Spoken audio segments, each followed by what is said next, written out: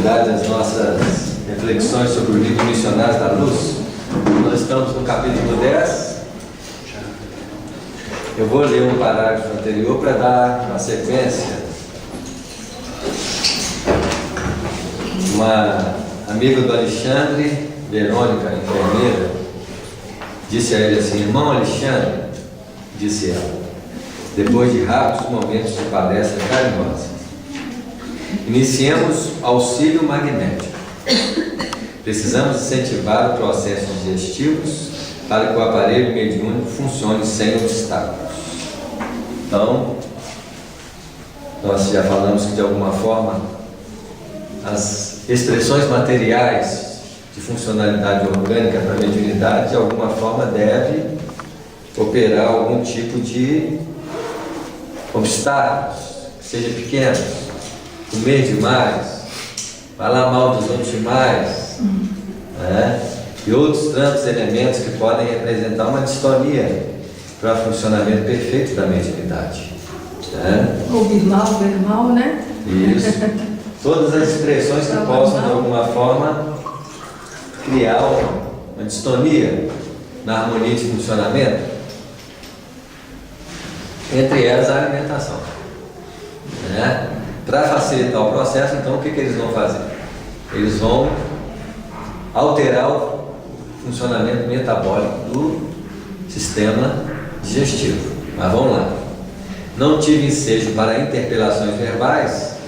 Alexandre, porém, endereçou um significativo olhar, convidando-me a incentivar observações. E é interessante que o André Luiz, quando ele observa, ele consegue ver, por ele estar no plano espiritual, a estrutura energética, química, celular, de todo o sistema fisiológico. Antes ele não conseguia, não. Antes os espíritos tinham que colocar a mão nele para ele enxergar.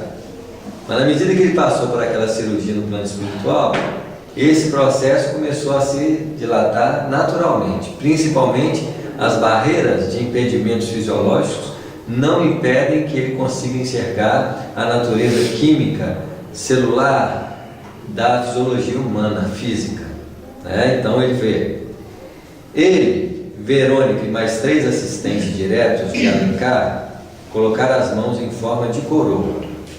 Então eles colocaram as mãos em forma de coroa na cabeça da médium, sobre a fronte da jovem, e vi que suas energias reunidas formavam vigoroso fluxo magnético que foi projetado sobre o estômago e o fígado da médium, órgãos esses que causaram imediatamente novo ritmo de vibrações. Então, o magnetismo é uma das forças básicas do universo. E nós sabemos que todo movimento elétrico cria em torno de si forças magnéticas, né?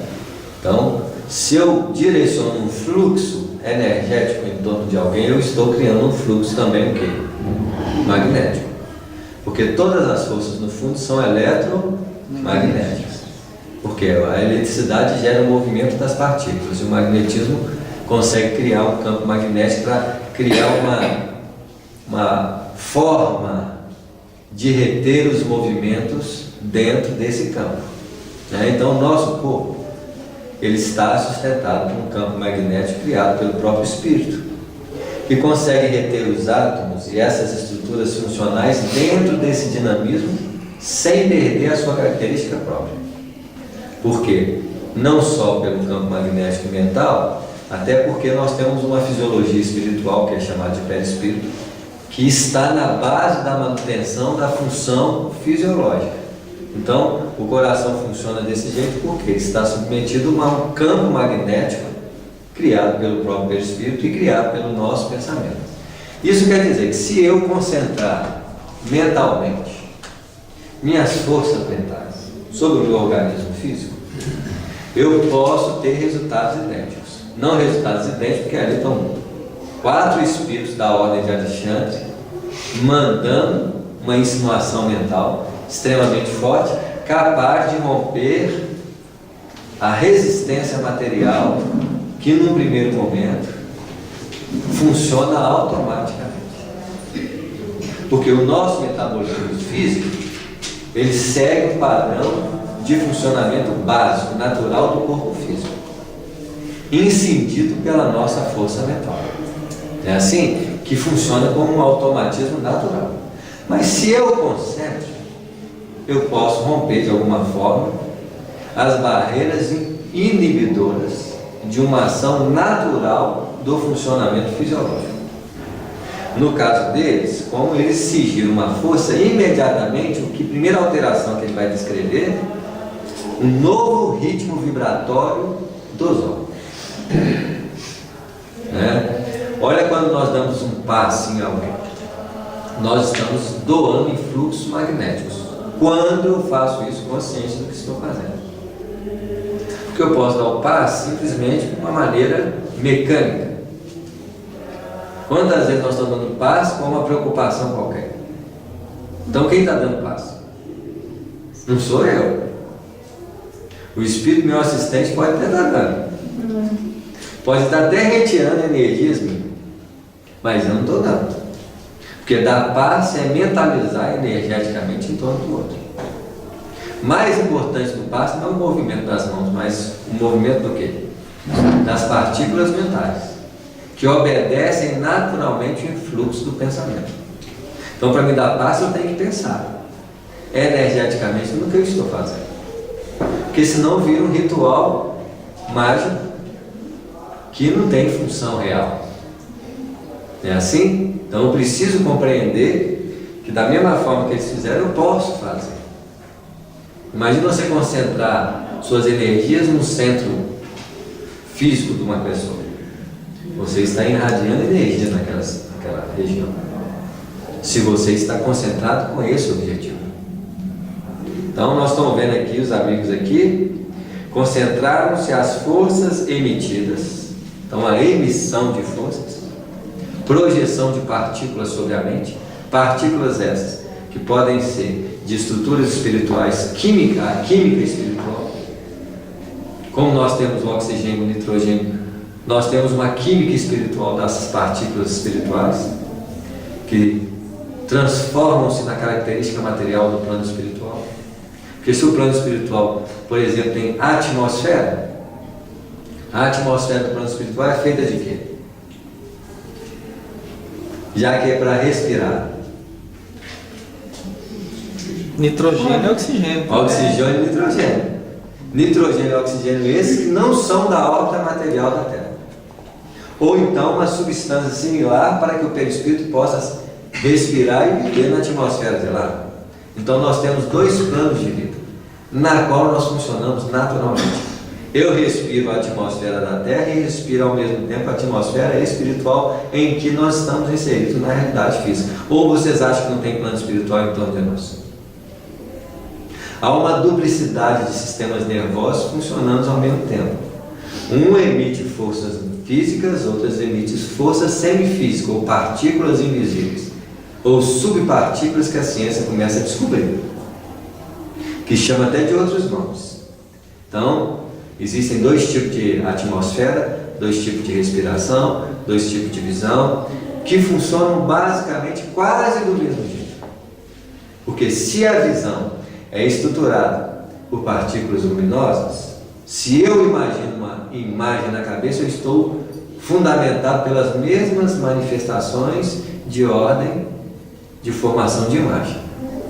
Então, se eu vejo uma maçã na minha mente, eu estou projetando luz sobre a imagem da maçã que eu vejo. Então eu estou emitindo fótons de luz. Porque não são os fótons de luz que geram imagem nos corpos? Sem a luz aqui que está acesa, o que ia acontecer com essa sala? Apesar dos corpos estarem aqui, nós não íamos o quê? Enxergar. Eu preciso da luz para enxergar. A luz que reflete no objeto, que reflete na onde? No sistema de captação de imagem. Agora, eu tenho um sistema de captação de imagem de ordem mental. Se eu penso no rosto de alguém, eu estou vendo imagem. E qual que é o olho que vê imagem? É o meu olho físico que vê a imagem de alguém quando eu penso? Não, é o olho do perispírito. Então eu tenho dois olhos, 4 olhos. É assim? O olho que vê forma física e o olho que vê imagem mental. O olho que vê imagem mental é o mesmo olho que o vidente vê espírito. Porque se eu vejo imagem mental, eu estou começando a dilatar minha capacidade mediúnica de evidência. Porque a mesma realidade que vê a imagem mental é a mesma realidade que vê os planos do extrafísico e que a pessoa narra como mediunidade. Mas essa imagem não é só, por exemplo, eu quero pensar em alguma coisa, eu quero pensar numa maçã. Então você automaticamente está projetando fótons de luz para formar a maçã. Aí com o olho perispiritual você enxerga a maçã. Mas porque você já conhece uma maçã. Isso. Mas a você gente não conhece. Então você vai ter um estranhamento quando vê um objeto que você não conhece, da mesma forma que acontece conosco quando você vê um objeto que nós não conhecemos. Nosso cérebro fica o quê? Comparando, decifrando, até chegar à conclusão que você não sabe. É curioso nesse caso, né? Assim, nossa mente só é capaz de criar algo que ela consegue, que ela tem capacidade. Então nós criamos do passado, porque eu só crio coisas que eu já vi, ou que a gente modificadas, ou que possuímos, né? Isso. Então no fundo nós vivemos do passado. A criatividade profunda nós não temos, porque é uma projeção das nossas próprias o quê? Lembrança. E o que é lembrança se não o passado redivivo? Então quando a gente sonha, você está só vendo o seu passado projetado em forma de pensamento, porque o sonho é a manifestação da mente como eu projeto na vigília. Não tem hora que você está pensando tão pensado, mas tão pensado que o pensamento vira uma realidade? Ao ponto de você perder contato com a realidade física? com certeza. Que aí você, na hora que você volta, fala assim, nossa, fui longe. Então isso chama-se sonho acordado. Não, mas tem pensamentos. Às vezes está falando que o sonho da gente reflete o nosso passado. Tá, uma parte, né? Porque nem todos. Tudo reflete o nosso passado. Por que reflete o nosso passado? Mas, por exemplo, às vezes a gente sonha com coisas que pensa assim, nossa, é um absurdo esse sonho. Isso, porque são imagens decortadas de tudo que você tem no passado. Porque quando você vê uma experiência no plano espiritual que o seu cérebro não consegue entender, o que ele vai ter que fazer? Ele vai ter que decodificar aquilo com as informações que você tem. Então por isso que é estranho. Você olha para alguém no plano espiritual que você conhece, de outra encarnação, e você não conhece essa. Você volta para o plano físico, o cérebro recebe aquela impressão. Ele fala assim, quem que é essa pessoa? Não tem no meu arquivo mental. O que ele vai ter que fazer? Ele vai ter que pegar todos os filmes, todas as pessoas que você conhece, para como se fosse uma fragmentação de construção do rosto daquela pessoa.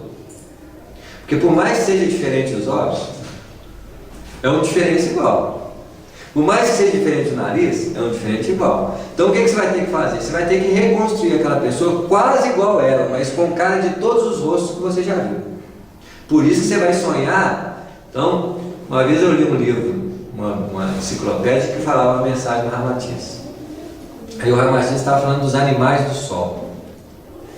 Aí ele falou dos animais do sol e falou assim, como que eu posso falar dos animais do sol para vocês? Se não tem nada na Terra similar. A única coisa mais similar e mais rústica, que não tem nenhum significado com ele, mas que eu posso falar que tem alguma característica com os animais do sol, é o fogão. Fogão? Isso, porque os animais lá tem ventosas que espelham fogo, como se fossem bocas de fogão, só que o revestimento deles são revestimentos transparentes. Então agora imagina um fogão transparente. Esse é o animal do sol. Se eu tivesse visto o animal do sol, o que eu ia sonhar? Com um fogão transparente. É esquisito, eu sonhei com um fogão transparente e saindo atrás de mim. Então, olha só o que nós fizemos. Nós adaptamos a informação cerebral que tenta traduzir para a consciência encarnada aquilo que você viu no plano espiritual. Você pode ter uma identificação clara do espírito que você conhece lá no plano espiritual, por exemplo, mas você não tem nenhuma identificação dele para onde? Aqui. Então o cérebro vai fazer o quê? O cérebro vai tentar construir uma imagem parecida com aquele. Então eu vou no plano espiritual e vejo um obsessor sugando a energia de alguém. O máximo que nós podemos retratar nisso é o vampiro. Não é assim? Que suga sangue. de ouvir falar em vampiro. Isso, então eu retrato simbolicamente como vampiro. Está sugando o sangue da pessoa, está sugando a energia. Aí eu sonhei como vampiro. Não, você estava junto com o obsessor, sugando a energia de alguém. Olha a diferença. Mas a minha realidade física não tem essa característica de observação. Hoje, talvez, pelas informações da doutrina, pelos filmes que pode ser feito. Então, hoje você começa a criar uma perspectiva de identificação com esses novos valores. E, por exemplo, às vezes eu sonho com coisas que aconteceram no meu dia hoje. Vamos supor, aconteceu alguma coisa hoje durante o dia que me chamou a atenção. À noite eu sonho com aquilo. Isso, então isso é uma projeção do quê? Mas do Da passado? sua memória. Porque você não viu aquilo? Ficou na onde? Passado. Na memória. Então, Pois é é. uma lembrança do Passado. Então eu estou conversando com vocês em português. Passado bem Bem próximo. né? Isso. Então eu estou conversando com vocês em português. Por que eu estou conversando em português? Porque a língua que eu tenho na memória É português. é português. Eu aprendi isso quando? Na infância. Então eu repito as minhas informações com base no que eu já aprendi. Então eu repito com base. Então tudo é passado, porque a mente é passado. Só o espírito não é passado. Mas o espírito usa o passado para o quê? Se manifestar. Quando eu falo passado aqui, eu estou falando de um passado de aquisição de informação. Porque eu sou feito de quê? De informações e experiências. Para me expressar qualquer coisa, eu tiro o que eu tenho. A mediunidade não é assim. Os espíritos têm que tirar. Como que um árabe vai chegar para mim e manifestar mediunicamente se eu não tenho nada de árabe? Ele não tem diapasão para comunicar comigo. Ele pode até comunicar em árabe, mas ele fala assim, não vou comunicar em árabe não, vou comunicar mentalmente. Eu quero falar dele do planeta Terra. Ele vai projetar o planeta Terra para mim, então ele está usando qual linguagem? Pensamento. O pensamento, que não usa a linguagem falada ou pensada. Vamos supor, você não fala árabe agora, mas você falou árabe em alguma encarnação. Eu Esse posso ter uma conhecimento- facilidade se tiver uma abertura do meu perispírito. Aí ele pode utilizar. Posso utilizar, mas aí eu vou ter que romper a barreira do esquecimento. Barreira do esquecimento é essa que não sabemos como funciona. Porque cada momento que eu vivo eu esqueço. Ela entra num apagar. Porque não é assim? E vai apagando. Como isso se processa? Como isso se faz?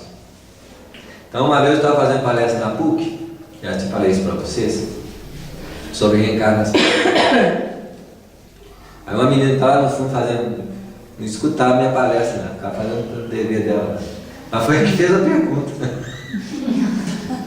Ela não fez a pergunta, ela fez uma colocação.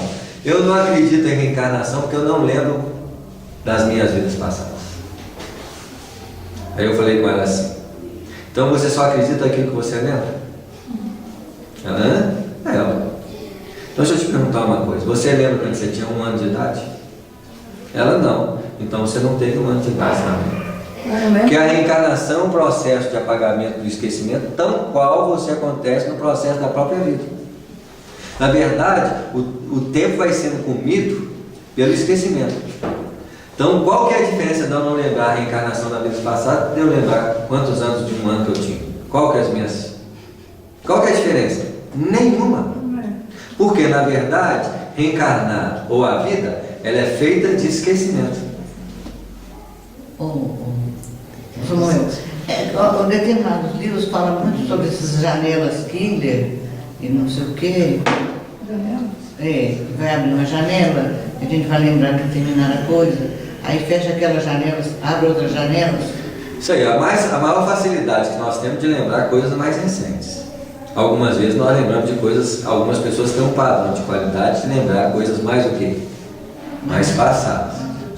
Mas precisa ou ter uma abertura dessas para permitir o fluxo da lembrança, não é assim? Ou eu tenho que romper a barreira magnética que impede isso de Concretizar. isso. Mas nós expressamos, eu estou falando com vocês com base no passado, porque toda a minha linguagem é adquirida no passado. Eu não vejo o mecanismo de formação das palavras, porque é tão muito rápido. Até um automatismo natural.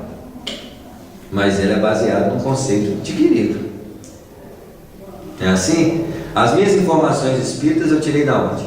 Do passado. Do passado, dos livros que eu li. Eu não vou tirar nada da onde não tem, a não ser que os espíritos colocam na minha cabeça, de alguma forma ou de outra, mas com base no que eu tenho para oferecer. As informações são fundamentadas nos princípios que eu carrego dentro de mim.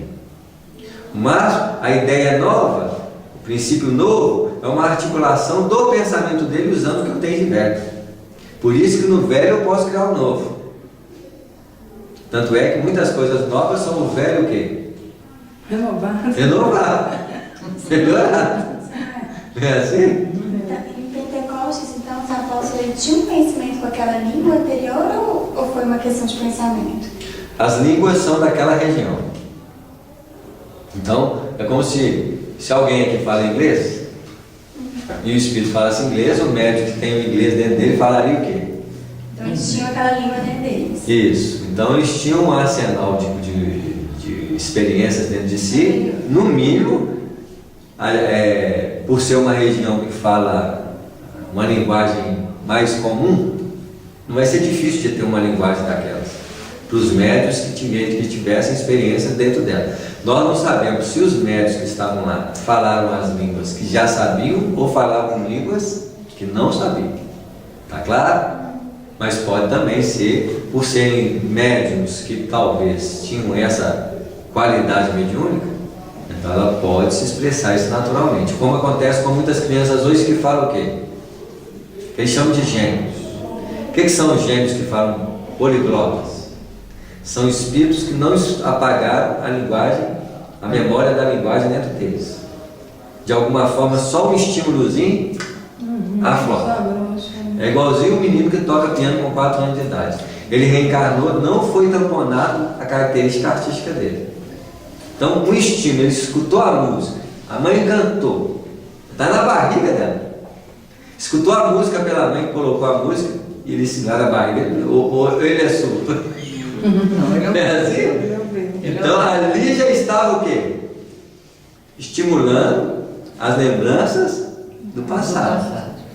Tá claro? Basta ver que quanto mais recente o nascimento de uma criança, que não é tão tamponada por essas leis, mais a ação dele é natural. Tem criança que meses abre o olho e fala assim: mãe, eu lembrei que eu sei falar. A mãe cai de costa. Agora abre o olho que isso vai ser natural no futuro.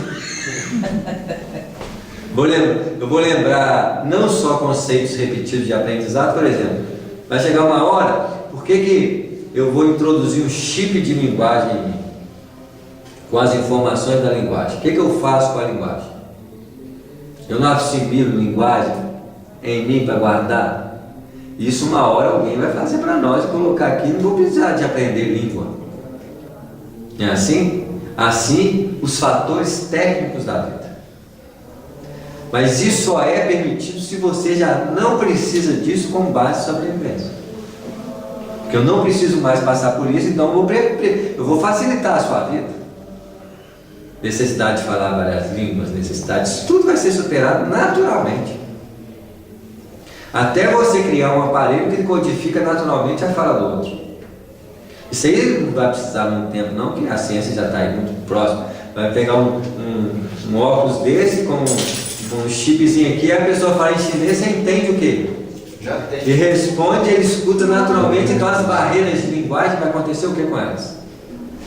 Não vai existir. Então o que vai acontecer com a profissão de quem dá aula de inglês, francês, italiano? Vai ter que empregar? Vai ter que arrumar outro emprego. Da mesma forma que você, colocando um chip de averiguação dos funcionamentos metabólicos do corpo, e você passando um leitor, eu não vou precisar de laboratório para avaliar o meu sistema de funcionamento fisiológico. Mas Então, o que vai acontecer com os laboratórios? Ainda não. Ainda não, né? Já está quase. Nossa, seria uma maravilha. Então o que acontece? Eu vou precisar de laboratório? Não. Não vou precisar de laboratório. Então o que vai acontecer com os laboratórios? Também não acaba. Vão deixar de existir. É assim?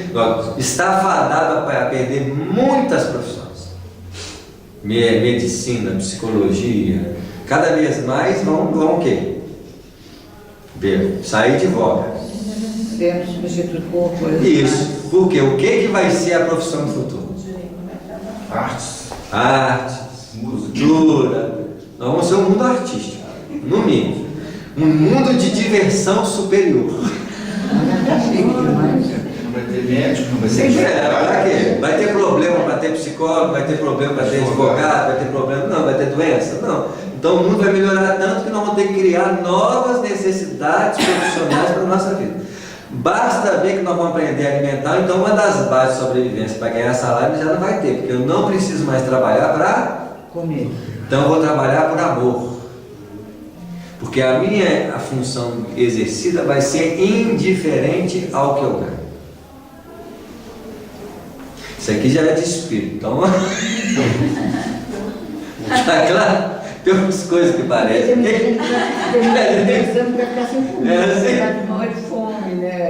Você vai alimentar do sol, já que o sol é a base de alimentação de tudo. Porque nosso planeta é o sol. O vegetal é o sol modificado, o mineral é o sol modificado. Então, no fundo, um dia nós vamos alimentar de planta, como diz os orientais. direto da fonte. Isso, para que eu vou? Mas eu só posso ter o direito de alimentar sem precisar trabalhar se eu amar trabalhar. Porque se eu não amo trabalhar e dou uma possibilidade de alimentar sem trabalhar, eu perco a função do trabalho como obrigação para o homem levantar de manhã. Como nós vamos amar o que nós fazemos, não preciso mais trabalhar para comer, então pode liberar a comida. De forma a nós produzirmos a própria alimentação direta. Está claro isso? Porque na medida que nós crescemos moralmente, nós temos direitos naturalmente desdobrados desse crescimento. Porque é de lei garantido, é de conquista. Se nós não temos hoje é porque, infelizmente, alguns elementos perturbadores, viciosos, tendenciosos, nos impedem de conquistas nesses campos. Então, eu queria dizer com isso tudo, que se eu concentrar mentalmente no fluxo do funcionamento biológico do meu corpo, eu posso começar a desenvolver uma capacidade de cura, de transformação metabólica, da produção química do corpo. Não sei fazer isso ainda, primeiro porque eu não sei explorar. É uma primeira informação que nós estamos tendo, dando uma dica.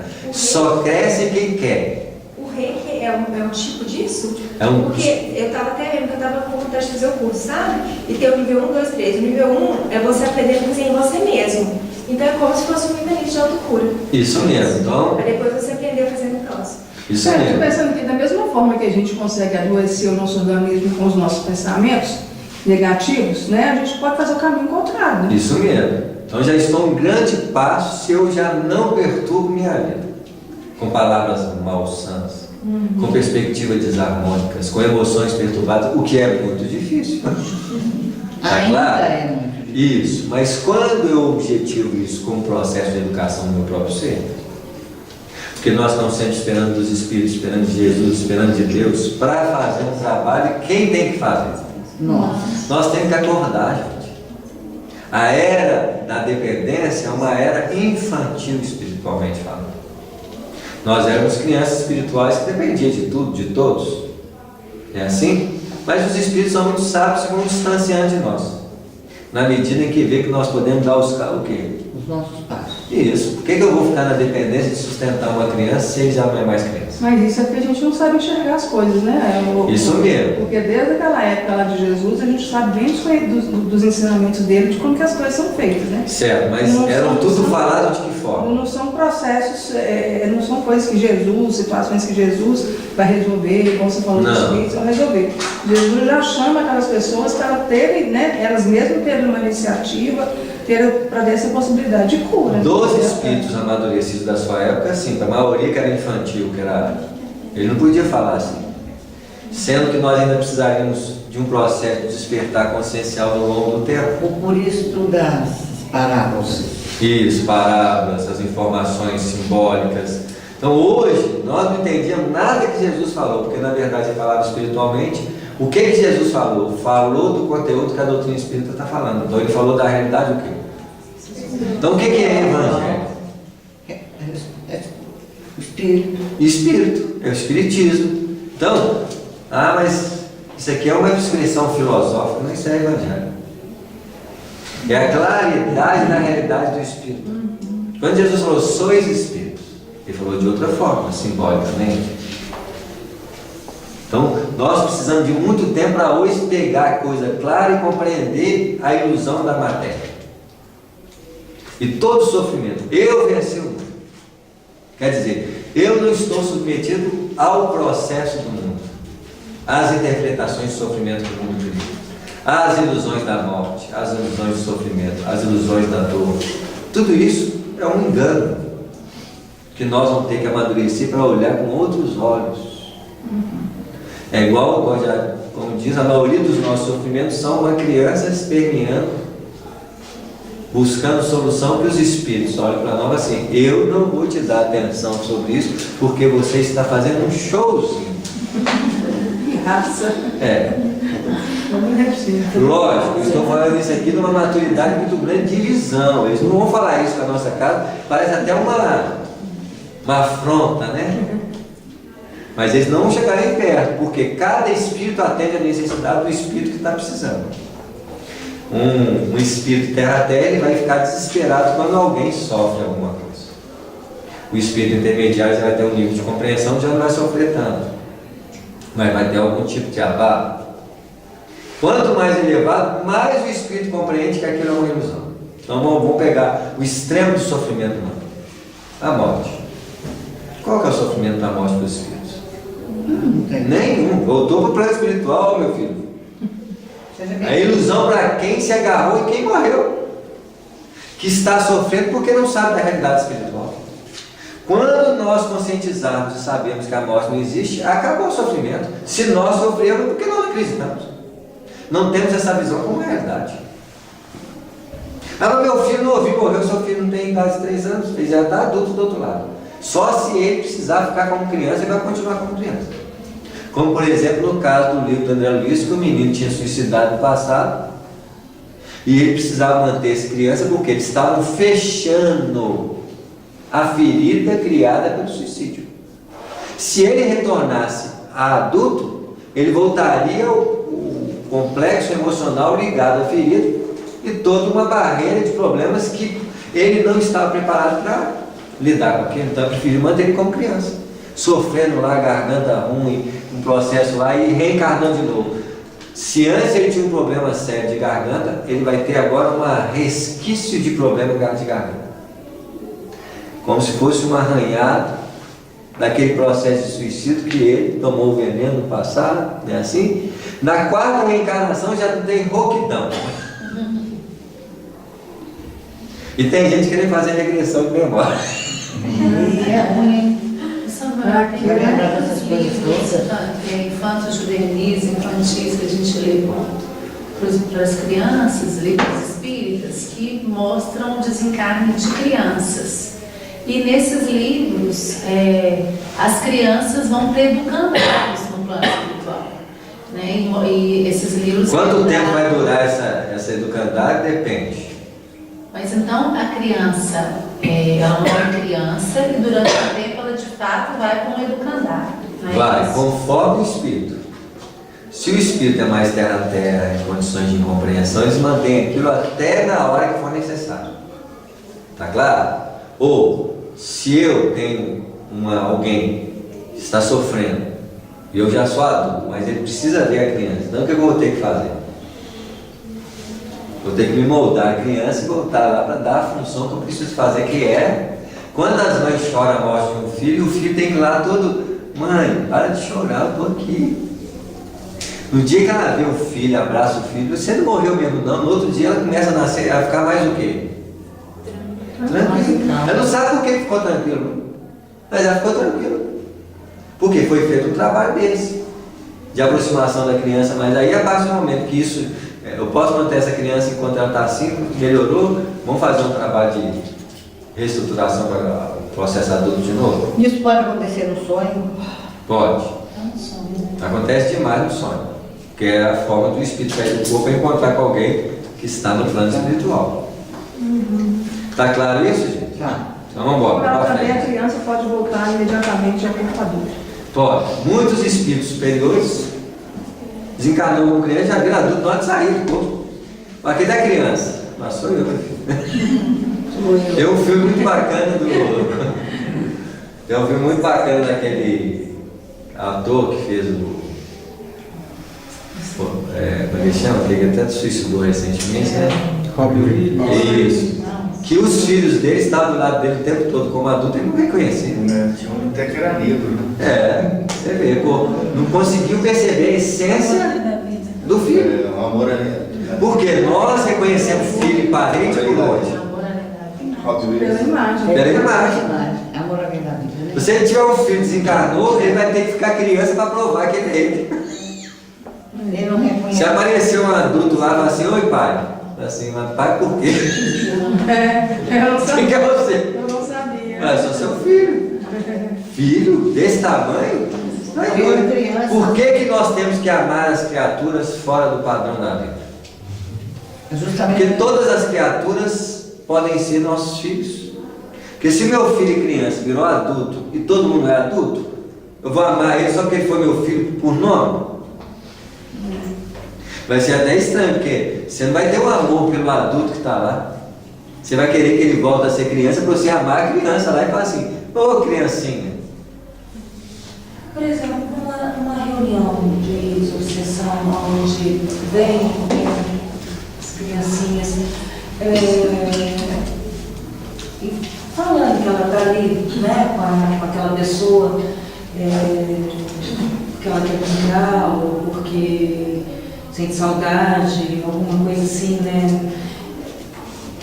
Eles ficam nessa situação. Podem ficar, eu vou falando, o padrão evolutivo da Terra é um padrão em que o padrão físico imprime sobre o espírito uma experiência de fixação. Se é um espírito nobre, já desfaz na hora. No padrão da Terra, a maioria fica. Se deixar desencarnar, fica lá. Então, essas crianças que elas vêm nessas reuniões, então elas são espíritos menos evoluídos? Não, são espíritos comuns, igual a gente. Menos evoluído que o planeta Terra é um planeta novo. Então, dentro do padrão da Terra está normal. E até é importante manter como criança, se ficar adulto, vai lembrar dos problemas do passado, do processo reencarnatório. Então, eu prefiro deixar a criança reencarnar, vai facilitar muito a vida do processo reencarnatório do próprio espírito. Mas se é um espírito amadurecido que precisa refletir, ele vai voltar a ser adulto. Isso vai depender muito das necessidades dos espíritos no processo reencarnatório. Como a maioria são espíritos perturbados, desequilibrados, apesar de ser nossos parentes, não importa. É preferível eles desencarnarem aqui do que voltar no passado e ficar escafunchando o problema. Então, até uma misericórdia. Mas para espírito velho isso não acontece, não. Até porque tem que confrontar o próprio crescimento. Então, se você quer crescer, não importa. A espiritualidade vai te abrir portas para o crescimento. E você vai ter que confrontar a necessidade de crescimento espiritual. É assim?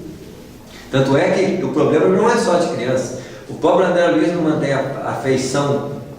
Dizem que ele é o Carlos Chagas. Ele deve ter a característica do Carlos Chagas. É assim, modificado ao longo do tempo, padrões emocionais, mas não é só criança que mantém, não, os adultos também. A não ser que o espírito começa a desfazer-se das formas e entra numa consciência mais ampla de várias vidas, em que ele então ou escolhe uma forma que mais o beneficiou o processo de crescimento, ou ele miscigena as formas para virar uma coisa só. Provavelmente você vai chegar no plano espiritual e não vai conhecer, mas vai sentir uma sensação de que você conhece o olhar daquele ser. Eu já vi essa pessoa. Isso, então ele pode até fazer assim, vou mobilizar o que eu era quando você me conhecia. Aí pega aquela afeição, olha você! Não é assim? Porque no fundo, esses padrões de condicionamento existencial é padrões de mundos onde a matéria predomina sobre o espírito, que é a nossa característica planetária.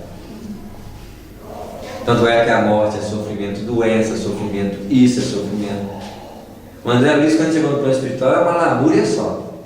Lamuriava com o Clarence, mas André Luiz, vamos acordar, meu filho. Esse sofrimento não é sofrimento, não. Isso é ilusão de interpretação de vida. Aí chegava na mãe dele, a mesma coisa. Contou com a mãe que soltou a lamúria. A mãe dele, se você continuar lamuriando, eu tenho que ir embora. Então, uma das coisas que nós vamos perder no plano espiritual, ficar lamuriando. Isso não vai existir. Nós vamos ter que mudar o padrão, que é característico muito nosso, de pobre, coitado, de quem se atende. Quando nós queremos um olhar, um aconchego, isso é posição de quem? De tipo de estrutura psíquica? Criança. Necessidade de afago psicológico. Não é assim? É a dependência emocional e espiritual, que é a nossa característica espiritual.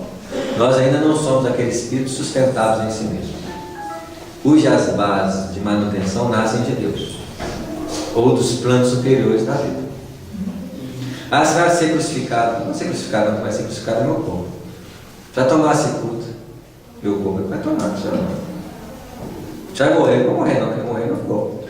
Isso é espírito consciente. Muito equilíbrio, né? Se falar com a gente que está com câncer, vai morrer daqui a 6 meses, vai ser uma martírio. São 6 meses pensando na morte. E morrendo. É assim? Lógico que vai morrer antes de 6 meses pensando na morte, vai fazer o quê? Morrer. Morrer mais rápido. Isso mesmo. Tá claro? Nós não somos espíritos. Você vai morrer não, quem vai morrer é meu corpo. Imagina o médico, você tem 6 meses de vida e está com câncer. Não, quem tem câncer é meu corpo. Quem vai morrer 6 meses de vida é meu corpo. O cara vai falar, você é doido? Não, eu sou espírito. Compreenda a realidade da vida, mas isso não pode ser falado da boca para fora, não. Eu tenho que ter consciência do que eu estou falando sentindo. Também não pode falar isso para todo mundo. Você fala, não, você está louco, eu vou para o hospício. Isso mesmo. Hoje em dia não é qualquer um que vai para o hospício mais. É assim, as lutas de visão espiritual é mais tranquilas, né? Assim, quando a gente vê as lutas lá do passado, Jesus sendo crucificado, os discípulos sendo perseguidos, isso é questão de lutas de preconceitos. Que hoje tem algum preconceito? Ainda tem gente aí que está quebrando santo, colocando fogo no lugar, tem uns até matando aí, então umas briguinhas aí, querendo voltar ao padrão do passado. Mas vai ser muito difícil alguém se me crucificar porque eu sou espírito. Aí tem gente que fala assim, eu quero um martírio de pau de taça. Vai ser difícil, meu filho. Porque isso não existe no sua vida, não. Essas não são as lutas da atualidade. As lutas da atualidade é de âmbito interior. Está na horta da intimidade. A nossa luta não é para demonstrações heróicas de fora. Mas é uma forma de comportar com consciência, por exemplo, diante da morte de um parente, em que você fica tranquilo, consciente de que o parente está aqui em qualquer lugar e eu vou sustentar a mente dele. Eu não estou preocupado mais com aquele corpo, porque não representa mais nada. Não tem gente que vai lá no corpo e fica pegando na mão, dando beijinho no rosto. Lógico que isso tudo é decorrente da perspectiva de compreensão que a pessoa tem da vida. Como que eu vou fazer isso se o espírito não está mais ali? Se minha filha mais nova hoje morre, eu tenho que estar preocupado com a consciência dela. Não tenho que estar preocupado com o corpo dela mais nova, já morreu. Mas eu penso assim, onde que a minha filha vai estar? De primeiro momento, onde que os nossos filhos e as pessoas vão querer ficar? Perto de nós. Então, já fica do meu lado. Eu vou sustentá-la mentalmente. Alguém lá, sua filha? Não, minha filha não está lá não, ela está aqui do lado. Eu tenho que ajudá-la, porque o espírita, ele é enfermeiro espiritual num primeiro momento diante de fatos como esse. Ele não está ali para ficar chorando, lamuriando, dor e sofrimento. Ele está ali para ser um agente de auxílio àquele que desencarnou. Quem tem maior conhecimento para proporcionar isso? Mas nós esquecemos da teoria e fazemos o quê? Voltamos a um padrão de realidade fundamentado naquilo que eu sinto fisiologicamente. E esqueço tudo que é realidade que nós compreendemos. Ah, mas esse é um filho pequeno. Já vou até falar com você, não é essa criança não. Se você quiser ficar adulto aí, você já pode ficar adulto. Para você ter mais segurança pessoal com você. Agora, se você quer me dizer isso, olha para as pessoas do seu lado assim, senhoras. E se alguém te transmitir uma segurança muito boa, vai em direção dessa pessoa e pergunta o nome dela, porque provavelmente ela vai te ajudar. Se você olhar para alguém que está com aquele olhar meio esquisito, não fica perto. Fica perto aqui, assim, até você sentir segurança de alguém. Ô Samuel, é engraçado, quer dizer, eu passei por uma experiência agora, recentemente, que minha irmã se encarnou, né? E assim, a gente tem todos esses conhecimentos espíritas e que ajuda muito, Lógico. muito, que nos dá uma serenidade maior, né, em relação às outras pessoas que não têm esse conhecimento. E então, assim, encaro com naturalidade e procuro me apegar a esses conhecimentos, mesmo que são bem consoladores, né? Isso. Mas às vezes a gente tem aquelas lembranças, né? As lembranças assim, de momentos que estivemos juntos. Então o sofrimento é decorrente do quê? Dessas lembranças Do passado. do passado. Em vez de eu viver o presente e o futuro, que é a realidade dele viva, eu fico pensando o quê? Mas vem da minha Isso, mente, isso. sabe? Por exemplo, eu estou fazendo almoço e eu lembro que ela gostava muito de fazer almoço, não sabe Isso. Vem essa Aí gera o que também? O que vem vem essa junto? lembrança, vem saudade. Emoção. Saudade, Isso mesmo. Então, isso é o natural do ser humano. Então, um dos maiores inimigos do ser humano chama-se mente. Ou lembrança. Né? Mas Assim? ainda vem, mas eu encarei. Natural. Se você parar para sentar um pouquinho e observar a mente, o que vai vir? Passado. Vai vir passado. Você pode lembrar, você está tranquilo aqui assim, aí você lembra de alguém que te ofendeu, aí você fica o quê? Então o nosso sofrimento é decorrente do passado e é decorrente de uma produção ilusória da mente. Mas assim, não é que isso me traz sofrimento, não. Isso. Não me traz sofrimento. Isso, Vem ou aquela nostalgia. vem aquela lembrança momentânea assim e tal, mas depois. Isso mesmo. Então, quando eu vivo na realidade pura, eu vivo o presente e a realidade que existe. Então, onde está minha irmã, meu irmão? Não sei. Espero que ele esteja bem. Se não está bem, eu vou começar a mentalizar para ele ficar. Isso eu faço sempre. Vou pensar em ir no hospital, vou pensar em ele recuperando. Até eu ter um sonho, alguma coisa que classifique que ele vai me apresentar. Vou falando, ó, estou bem. Aí já é outro tipo de relacionamento. Eu quero conversar com meu pai. Você pode conversar. Qual que é o telefone e a internet que nós temos? Exatamente. Mas eu não acredito que eu estou conversando com ele. Não, então tudo bem. Samuel, o mais engraçado disso tudo, eu acho que a gente que estuda e vai criando uma mentalidade disso. Há pouco tempo atrás também um amigo nosso desencarnou e um outro amigo que é totalmente desequilibrado veio chorando, né, aquele desespero. Porque fulano morreu, eu falei, faz uma oração para ele. Mas você não vai ficar triste não? Eu falei, não, ele tá por aí. Quando acontece, né, a morte faz parte da vida aí. Ele parou de chorar na hora e falou, você é doido. Isso aí, esses pensamentos parecem curas mesmo. É uma forma diferente de ver a vida. Por isso que o sofrimento está ligado diretamente com aquilo que eu concebo da existência. Como que Jesus ia sofrer em qualquer processo dele? Não sofria, ele tinha uma consciência plena. Sócrates. Não tem como esse pessoal sofrer, a não ser que é semi-consciente. Então muitas vezes as pessoas falam assim, Jesus, ele falou do cálice, Pai, porque me abandonaste, não tem expressões como essa? Tem. Isso aí é algum ensinamento. A própria expressão, Pai, por que me abandonaste? Esse é um recitário de quê? Um salmo. De um salmo. Por que Jesus recitou aquele salmo ali? Ele não falou por si só. Por quê? Por quê? Por quê? Porque no momento em que nós abrimos mão do amparo divino de forma inconsciente, você torna-se maduro para andar com os próprios. Ele tem que abandonar. O abandono de uma mãe que vê o filho casando é um abandono doloroso para muita gente. Para muita mãe Algumas mães não, a satisfação. Ou controle. Graças a Deus. Ou controle. Tá claro? Então, olha só como é que a coisa é. Jesus está falando ali de uma horta de independência profunda. Porque se Deus não abandonar, nós não crescemos. Se eu não abandono meu bebezinho que está crescendo 14, 21 anos, 45 anos, eu tenho que abrir mão, eu tenho que abandonar. E tem gente que não abandona, não. Pai, por que me abandonaste, não é? Isso. Por que me abandonaste? Isso mesmo, porque eu paro de ser um ser dependente da órbita externa, mesmo de Deus, no sentido de uma orientação pessoal. Até eu ter uma lucidez de orientação própria. Mas- Quando eu tiver uma lucidez com uma orientação própria, mais autoridade eu tenho para funcionar com o Pai de forma o quê? Sincronizada, independente. Mas quando ele fala assim, pai, ele está se referindo a ele mesmo? Não, ele está falando a uma estrutura psíquica que tem que caber o quê? Porque Deus abandona quem no processo da vida? Eu posso não compreender a existência de Deus, mas Deus está em todo lugar. Como que Jesus vai contradizer o que ele compreende? Não, pois é, por que ele fala assim, pai, por que me abandonaste? Isso, porque é uma expressão de abertura num processo de morte, de um ego, de uma estrutura que parece ser sustentador.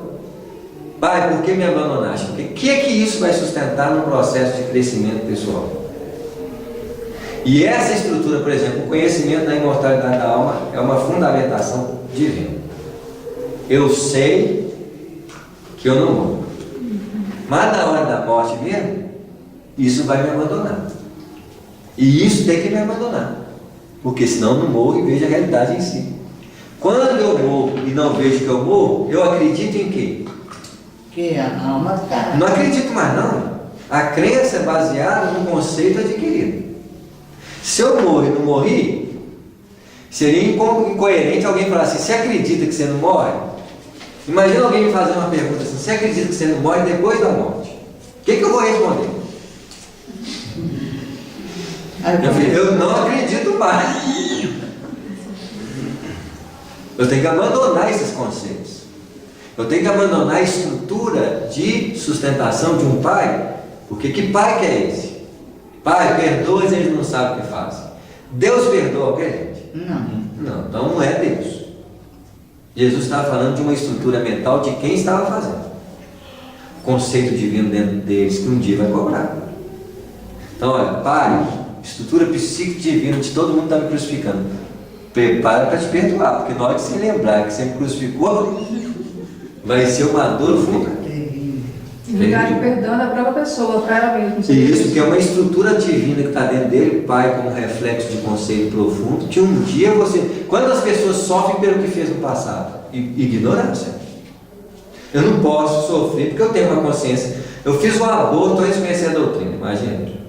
Aí eu vou, estudo a doutrina, fico sofrendo porque eu fiz aborto. Meu filho, mas você era espírita na época? Não. Então, mas tinha alguém que falou que não podia, tinha um senso, não importa. O seu senso hoje é um, o seu senso ontem é outro, a circunstância é outra. Eu não posso criar um processo de cobrança consciencial se você não tinha. Se eu não tinha consciência para isso. Não tem como. E chama-se auto-perdão com nível de maturidade. Porque eu começo a me perdoar diante daquilo que eu fiz no passado. Posso ter assassinado, estrupado. Eu não sou isso hoje. Não sou isso hoje. Eu não vou cobrar de mim quanto era.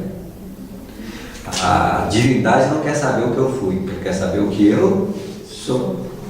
Porque o próprio processo kármico não é para punir, é para despertar. E se você despertou, Deus vai ficar cobrando você voltar lá no passado para você pagar? Ele pode até reestruturar pessoas e circunstâncias na vida que você ontem destrambelhou, para hoje, com recurso novo, você fazer o quê? Consertar. Isso, não é consertar, orientar sob nova direção, sob nova forma de olhar. Se eu tenho uma nova forma de olhar, se eu desenvolvo um amor mais profundo, quem que Deus vai colocar na minha frente? Aqueles que ontem eu usei de forma negativa. Para que eu possa, dentro da dinâmica operacional daquilo que eu compreendo, atuar em cima de quem eu desvirtuei. Em primeiro lugar, lógico. Não seria para você ser punido, mas seria para você... Eu não preciso manifestar aquilo. Vou manifestar diretamente com quem eu desvirtuei, porque aquela pessoa está com a impressão ruim de mim. É uma Se eu maneira de atuo... consertar. Isso. Consertar no sentido. Eu não vou consertar minha consciência mais não, mas eu vou auxiliar quem eu desajudo. Mas se ele tiver já ajustado, não vai ser ele, vai ser alguém que precisa com a mesma experiência dele. Que é a lei do karma não está ligada diretamente a uma pessoa ou circunstância, a uma situação que você criou.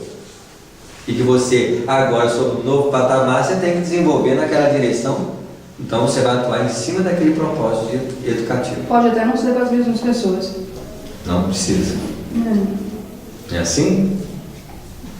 Então vamos lá, que hoje nós podemos parar. Nós demos uma linha. Concentraram-se as forças emitidas. Então veja bem. Forças emitidas. A mão emite força? Emite. Não. A mão, ela é uma... Ela obedece. Um veículo. Obedece, né? Eu não vou jogar água, eu preciso de quê? De força. Eu preciso da mangueira. Da mangueira. A mangueira emite força? Não. Não. Mas A é só força uma. é matriz da água, que passa pela mangueira como um canal de localização energética. Então eles concentram a mão em cima da cabeça dela. A mão que emite força não, é mangueira. Mangueira para facilitar a concentração da energia. Tá claro? Ele poderia fazer sem as mãos? Poderia. Então não é o patamar nem do Alexandre, nem do... E olha que nós estamos falando de espíritos o quê? Evoluídos. Isso. Tá claro? Se há uma necessidade da mão para a gente atuar em gente material, talvez o próprio padrão de materialidade precise de uma manifestação mais do que? Mais material de manifestação. Se tivesse menos material, talvez eu não precisava da mão, eu podia fazer de forma que aqui eu estou conjecturando com vocês. Só de pensar ele Isso, talvez de pensar para manifestar tem que ser no plano o quê? espiritual. Isso, ou então um ser que tem uma capacidade muito o quê? Muito forte de pensar. Seria mesmo assim, a mesma razão pela qual a gente utiliza a mão na hora de dar o passe. Isso. Então, eu poderia dar o passe mentalmente. Primeiro que o próprio passista desconfia se ele vai dar. É porque o passista precisa e o paciente precisa, né? Mas o campo magnético, ele influencia de acordo com a distância também. Isso. Essa, A emissão. né? Então tem distância também. Existe uma corrente Então, passando pela... Né? Mas eu poderia emitir uma corrente de pensamentos pelo pensamento forçando. Olha como é que nós ainda temos que aprender muita coisa. Não tem barreira para o pensamento. Não. tem. Então, a gente vai aprendendo. Eu vou facilitar a minha vida. Então, eu não estou lá do lado do Alexandre para perguntar isso para ele. Né? Se ele precisa das mãos porque é médium físico. Será? Se fosse outro patamar, será que usaria as mãos? Não. Não, talvez não. Você vê como é que a densidade da matéria, apesar de sofrer um fluxo de pensamentos, necessitam de algo mais próximo de natureza material. São questões que nós vamos levantando aqui agora, tá claro, gente? Para a gente compreender, porque o Alexandre precisaria, os espíritos precisariam daquele patamar de expressões. Será que no plano espiritual é de um jeito, no plano físico é de outro? Porque ele estava atuando na mente de quem? Do médico. De um médium. Médium material. Poderia ser também para... Porque o Alexandre não estava... ele não estava lá para aprender. Se ele só colocasse a mão... Não, o André não estava, o Alexandre era professor. Mas o André... Talvez ele não soubesse que tinha que fazer isso. centralizar uma força naquele local. Talvez fosse para poder... Mas provavelmente não, porque o trabalho como é um trabalho de materialização, o próprio trabalho de materialização é um trabalho o quê? Material. Tá claro? Mas vamos lá. Concentraram-se as forças emitidas gradualmente sobre o plexo solar. Então, eles, apesar de colocar a mão aqui, onde que eles se concentraram? No plexo solar. O plexo solar é o centro de força que está na região do umbigo, em que ali está as bases da estruturação do metabolismo biológico, das transmutações das energias. Essa transmutação, eles foram para o plexo solar e o plexo solar espalharam-se por todo o sistema nervoso vegetativo. Então o que é sistema nervoso vegetativo? São o sistema nervoso ligado aos órgãos. Então os nervos que saem da medula espinhal, que vai ligando ao estômago, ao intestino. Então eles estão trabalhando no sistema nervoso vegetativo. E com espanto observei que se acelerava o processo químico da digestão. Então quero dizer, Se eu quero metabolizar minha digestão sob o impacto da mente, eu posso. Se eu te souber fazer isso. Tá claro? Toda a metabolização do corpo é oriundo da mente, que usa os centros de forças, que atua sobre os órgãos, e assim acontece. Então eu quero ensaiar o metabolismo do meu corpo, eu vou ter que ensaiar esse tipo de exercício comigo, para que eu possa facilitar as coisas. Agora eu não posso fazer isso para comer mais, senão não vai funcionar. Então daí vai assistir eu fazer uma metabolização rápida e me comer de novo. Esse não vai acontecer. Isso não funciona para fins inferiores. Ali está funcionando para a utilização de recursos mediúnicos de materialização, né? As glândulas do estômago começaram a segregar pepsina e ácido clorídrico. Ele viu as glândulas enchendo o estômago, enchendo de pepsina e ácido clorídrico. Você vê, nós iríamos observar, ele tem uma capacidade além do raio-x. Se o raio-x já viu o corpo, os ossos, os órgãos, talvez consigam ver até, não tem lá, eu já vi na televisão alguém filmando o cara comendo, bebendo uma água, aí vai passando pelo esôfago, a comida sendo dilacerada, aí desce o esôfago, vai para o estômago. Vocês já viram uma imagem desse nível? É no mínimo que o André Luiz estava vendo. A visão espiritual do André Luiz tinha aquela característica de visão, observando todos esses detalhes que nós estamos lendo aqui. Imagina amanhã o médico que já é um raio-x vivo. Não é assim? Então muitas coisas vai desenvolver em nós. É o né? super-homem. Super-homem tem visão de raio-x, né? Hã? Super-homem. Isso é a visão mesmo. de raio-x. É desenho. Isso mesmo. Você vê, são os protótipos do super-homem de mãe. Só que não é raio-x para destruição, não. Para benefício da vida, né? A pepsina e o ácido clorídrico em maior quantidade, transformando rapidamente o bolo alimentar. Admirado, reconheci a elevada produção de enzimas digestivas e vi que o pâncreas trabalhava ativamente, lançando grandes porções de tripsina na parte inicial dos intestinos, que figuravam grande hospedaria de bacilos acidificantes. Então o que é um bacilo acidificante? Eu não sei não, isso não é. Bacilos, bactérias, trabalhando em função do ser. Então tem bactérias que provocam doença e tem bactérias que trabalham em função do ser. Então a questão das doenças e a questão dos processos de cura, em se tratando de agentes infecciosos, depende do padrão moral da mente que as domestica, as disciplina, as colocam como agentes trabalhadores e não agentes perturbadores. É como se eu preciso de um caráter moral para educar um filho, para transformá-lo sob a influência direta da minha moral em seres nobres. Se eu preciso fazer isso com um filho, que é um espírito mais próximo de mim, eu preciso fazer isso com o quê? Com todas as escalas de evolução dos espíritos que estão do nosso lado. No fundo, a domesticação é uma capacidade interior de emanar impressões sobre os agentes da vida que passam a obedecer naturalmente à nossa manifestação humana. Logicamente que um filho tem recursos psíquicos muito mais desenvolvidos do que um agente como um vírus. Que provavelmente é muito mais fácil ser domesticado do que um... Se ele não é domesticado, porque eu crio campos propícios de ação deles nas minhas perturbações.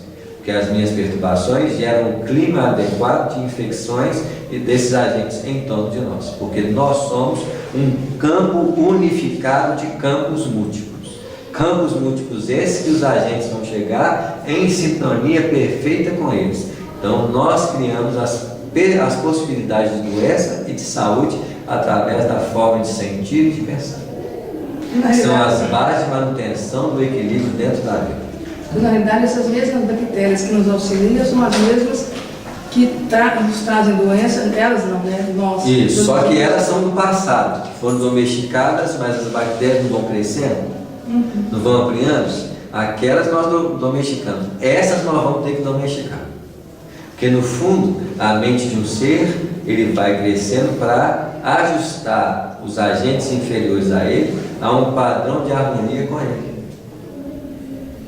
Então, quando nós ajustamos a mente superior da vida, nós não brigamos mais com eles. Nós não criamos problemas para eles. Nós passamos a ser agentes o quê? Pacificadores. Então, um espírito educado, ele se transforma em operário velho, porque ele já está domesticado pelo pensamento divino do Cristo, que no fundo quer transformar a nossa condição de bactérias, vírus, de ordem emocional perturbadas, provocadores de doença no coletivo, em agentes e operários do bem, a criar uma predisposição de saúde no ambiente planetário. O próprio ambiente planetário é tão cheio de misérias, de doenças, que nós precisamos criar o reajuste disso. O que é que nós criamos para reajustar? Núcleos de tratamento, que começa com uma farmácia, um hospital, porque quando eu não sei domesticar realmente, eu preciso de recursos externos para produzir um equilíbrio entre esses elementos. Tá claro? Mas na medida que eu organizar, imagina quando eu parar de emitir emoções tão perturbadas como nós emitimos. O primeiro elemento de transformação de saúde vai ser quem? Meu corpo. Imagina, equilíbrio no pensar, equilíbrio no falar, equilíbrio no olhar, equilíbrio no ouvir, equilíbrio no andar. Eu sou um agente de saúde, né? Eu me beneficio aquilo que está em torno de mim. Ah, mas pode ser algum desequilíbrio, pode ser um desequilíbrio em decorrência da resistência fisiológica de não ser capaz de acompanhar minhas vibrações. Aí eu vou ter um outro tipo de desequilíbrio. Existem desequilíbrios que é de ordem patológica, existem desequilíbrios de ordem transformadora. Existem patologias que não são patologias danificadoras, são patologias transformadoras. É que eu estou aqui lembrando do Chico, né? Isso. Por que o Chico tinha tantos problemas, medicações? Porque os olhos dele não conseguiam. Lógico, tem karma e não tem karma. Então ele via com profundidade, o olho que vê só superficialmente não dá conta. Então o olho começa a se estrambelhar.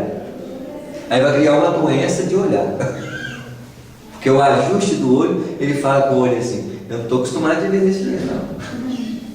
Então começa a sofrer um abalo vibratório. Até o olho se ajustar àquela forma de ver, eu preciso de outro olho. São os olhos do futuro. Então tem gente que paga o karma ajustando o organismo para os corpos do futuro. Melhorando o estômago, melhorando o intestino, melhorando o pâncreas, melhorando o olho, melhorando o ouvido. Até que a estrutura harmonize num conjunto pleno. E nós temos um organismo superior de visão, de audição, de pensamento, Está claro isso? Então, infelizmente, na maioria de nós temos problema mesmo. Porque pensamos negativamente, emocionamos perturbadamente, então o que nós temos na estrutura funcional do nosso organismo? Predisposições às doenças. Mas, Samuel, é uma coisa meio contraditória, porque a gente vai ficando mais velho, a gente vai perdendo audição, vai perdendo o olfato, vai perdendo isso, vai perdendo aquilo. Vai perdendo qual? Do corpo físico. Isso. Aí você começa a ver com mais profundidade, começa a compreender as pessoas com mais clareza, ouvir com mais sabedoria. Então, aí você começa a aguçar outro sistema nervoso que ele começa o quê? Vai crescer, né? Então vai sublimando, a gente vai perdendo. Você vai sublimando uma perspectiva de ouvir com o perispírito, de pensar com o perispírito, de alimentar com o perispírito. Então você vai começando a dilatar o sistema nervoso perispiritual. E enquanto isso no corpo vai o quê? Definindo. Basta ver que você pode ter lá 70, 80 anos, você quer subir a rua correndo. Só que o corpo vai falar assim, você é doido. É assim? Vai falar assim, Por quê? não vai.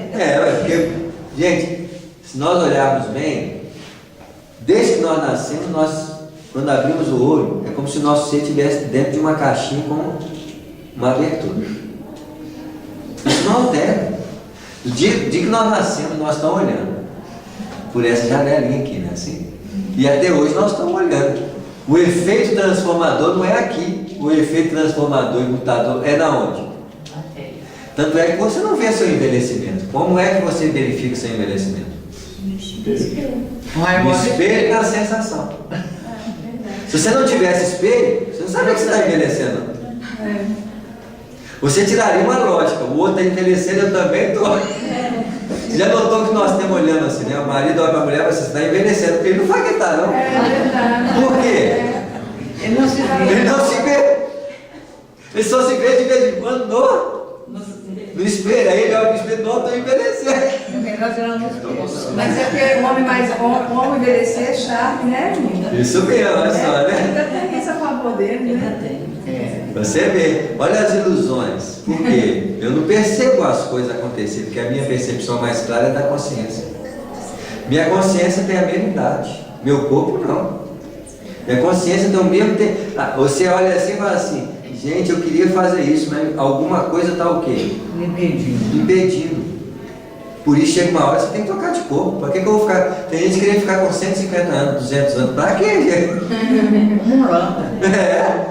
A não ser que vai acontecer uma mudança de quê? Órgãos. Já não estão fazendo cirurgia de cérebro? Transplante de cabeça? Se você recebe um transplante de cabeça e recebe uma cabeça de 20 anos, Com certeza recebe. assim, primeira vez você tem recebendo transplante de cabeça, transplante de braço, transplante de perna. O que aconteceu com você? Reencarnou. Pode no primeiro momento ser até um Frankenstein. Tá claro? Mas vai chegar uma hora que isso vai ser tão natural que você terá dentro de uma própria vida várias vidas. Aí alguém fala assim, mas o que aconteceu com a reencarnação? A reencarnação agora é assim. Você não precisa mais nascer criança. Você renova seu corpo conforme a necessidade que o planeta te apresenta. Mas isso aí não é para nós não, né? Ainda não, mas já começou. Um já tem transplante disso para aquilo. Mas aí é só físico, né, Samuel? Isso, então o espírito pode viver 300 anos, não com o mesmo corpo, mas com estruturas corporais substitutivas. Se eu promovo uma substituição de corpo, eu estou alterando o processo reencarnatório. Porque eu posso ter 500 anos. Então, um dia nossas histórias vão ser de 500 a 1000 anos. Mas você ficou 1000 anos ali por quê? Porque eu precisava consolidar um processo de experiência que gastava esse período. Só que eu não tive o mesmo corpo. Ou eu vou criar um sistema de rejuvenescimento natural vindo da própria. Aí vai acabar os cirurgiões plásticos. Isso.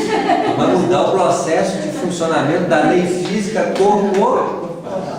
Uma senhora evangélica falou comigo que Nós temos doutor. Viveu 400 anos.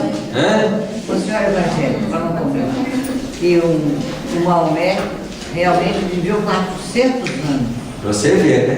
Eu falei, mas não é muito, não, mas... Amanhã vai ser pouco. Não é assim? Vamos parar aqui. Nós voltamos no metade desse parágrafo aqui, que nós estamos em cima dele. Está claro isso, gente? Samuel, deixa eu te perguntar uma coisa. Claro. Quando a gente vai, existe um tempo, uma idade nossa, ou isso já começa de imediato, o afastamento do nosso perispírito, das moléculas do nosso perispírito? Porque quando a gente vai encarnar, existe uma fixação de energias magnéticas. Você vai envelhecendo, vai desfazendo dessas vinculações. Então você já começa a morrer antes de morrer. Pois é, mas isso existe uma certa idade para isso? Quanto mais você envelhece, parece que existe um desligamento natural do processo do corpo. Ou depende do meu planejamento de quantos anos eu vou viver? Mas existe também um processo biológico natural conforme as gerações. Como nós estamos vivendo sob a base de recomposição química, através de remédios, alimentações mais saudáveis, esse processo pode ser o quê? Prolongado. Prolongado. Tanto é que as gerações de 500 anos atrás havia com quantos anos? Ou 30. Isso. Até porque não tinha recurso para lidar com as doenças, por exemplo. Hoje não. Uma criança recebe um contingente de vacinas, que ontem era problemas para a vida. Hoje não, então eles não vão morrer com aquela idade. Então o padrão de sustentabilidade, probabilidade de sustentação da própria vida biológica modifica. Por exemplo, a média hoje das pessoas encarnadas acho que é uns 70 anos. Hoje, para desencarnar, é mais de 80. Vou por 80. E aí dizer que mais ou menos aos 40 já começa Daqui a uns 20 fazer. anos vai ser mais de 100. Aí- 120, porque esses elementos vão começar o quê? A ser introduzidos no processo da morte e do nascimento. Então seria mais ou menos a metade do nosso planejamento já começa esse processo, é isso? Isso mesmo. A gente não sabe como é que é igualzinho o próprio esquecimento. Alguns processos dentro de nós, mecanizados, começam a desgastar para promover a transformação da matéria. São coisas ainda que a gente não compreende, mas que aos poucos nós vamos entrando nas linhas do conhecimento. Tá claro?